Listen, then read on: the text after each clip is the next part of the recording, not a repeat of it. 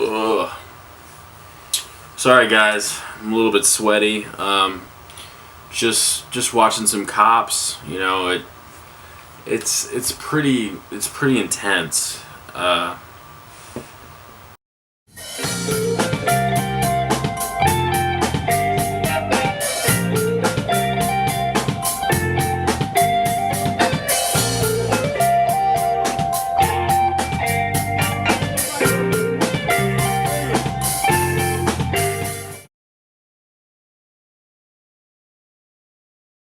Alright, I wasn't watching Cops, but I was watching a movie called End of Watch that stars Jake Gyllenhaal, Michael Peña, and Anna Kendrick. The premise of this movie is really simple. You've got two LAPD cops, Jake Gyllenhaal and Michael Peña.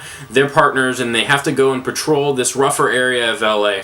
And some bad guys come in, and they do what cops do. And that's the premise of this movie. I really love the relationship between Jake Gyllenhaal and Michael Peña in this movie. There's a scene where Michael Peña just steals Jake Gyllenhaal's cell phone to see who he's texting. I think it really fits their relationship perfectly because only really good friends would steal somebody else's cell phone. You have to be really good friends with somebody to be able to invade their privacy on that big of a level. I mean, the whole film is about them. It's about their relationship, and that's one of those moments that really defines the fact that they're really good friends.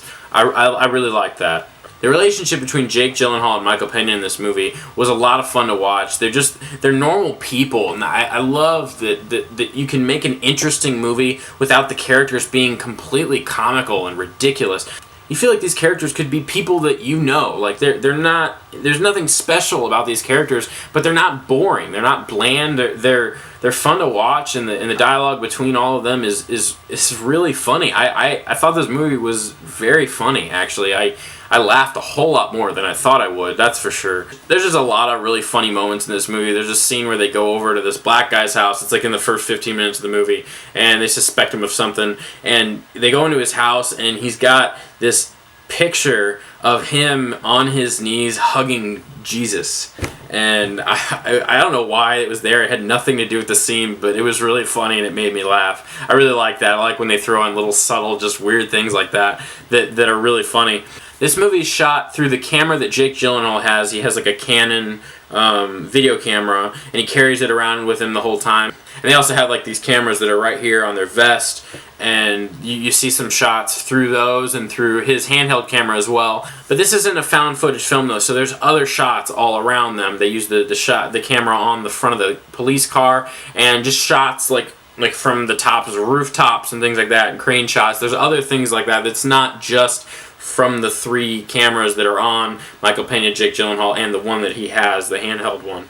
Which I thought was good because I don't like found footage movies typically, and what was good about this is they didn't try and justify it like one. He just happened to have a video camera with him, and that was just one way that they portrayed some of the shots of the movie. The whole movie is not told through that perspective, just so you know. And it's not super shaky and awful. It's well filmed, it's not annoying, and it doesn't you get used to it really quickly. It just adds a lot to the realism factor of the movie. It's filmed a lot like Cops is filmed, and so I think it tricks our brains into thinking that the things that are happening in this movie are real, because we've seen Cops. We know that Cops those are real events happening, and so we watch this movie that's filmed exactly like Cops and is telling the story of Cops, and so it makes the movie more realistic, more believable, and it kind of tricks the brain a little bit. And I think that's a great idea. I think that was a very unique way to shoot this movie. It definitely works, and I enjoyed it. This movie was really unique, but there were little moments in the movie, and this is just me being really snobby and picky, but there's a scene where they're in a gas station, and they're talking for like 10 minutes in this gas station, and then they walk out and they don't buy anything, and I don't know, it just those kinds of scenes make me go, I caught you. That's just me being completely picky and snobby, but it didn't affect my overall opinion of the film. It was very good. Overall, I thoroughly enjoyed this film. I thought it was really funny. I thought it was thrilling at the same time. It balanced those two things really well. The characters were developed really well. The relationships between the characters is really interesting and fun to watch. I think this is a movie that anyone can enjoy. I definitely recommend this movie. Of the movies that came out this weekend, I think it's one that I can guarantee that you'll probably enjoy. Is it an Oscar contender? No, but it's a fun movie that's worth your money. Yeah, definitely go check out End of Watch. It's definitely worth your time and money For sure. I'm going to see Looper on Friday morning, so I'll have a review up sometime on Friday of that. I don't know if I'll watch any movies in between now and then, but I'll definitely be doing a Looper review, so watch out for that. And also, watch out for this bad boy. Yeah, I got nothing else, but yeah.